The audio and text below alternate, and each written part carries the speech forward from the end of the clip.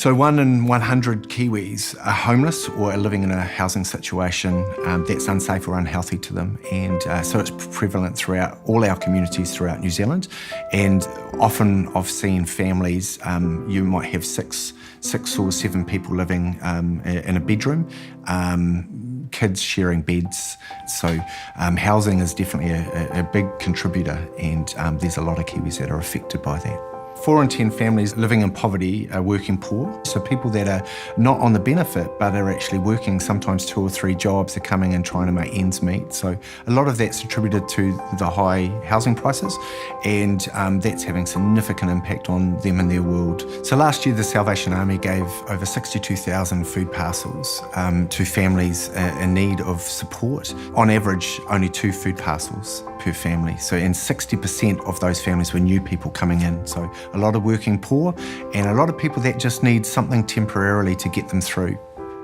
4 in 10 of our households will go without food due to the poverty that they're experiencing.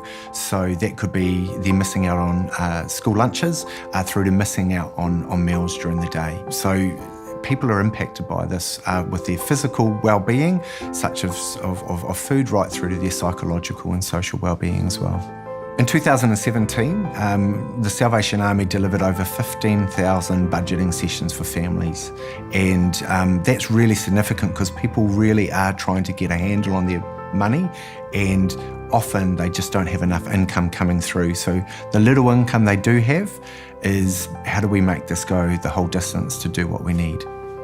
Children from low-income families just don't have the money for education or extracurricular activities.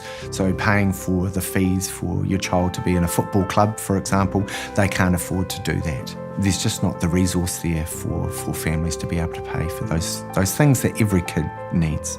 For 3 out of 5 children, if poverty persists for 7 years, the significant long-term impacts of that are really damaging. Definitely from a health perspective and an education perspective.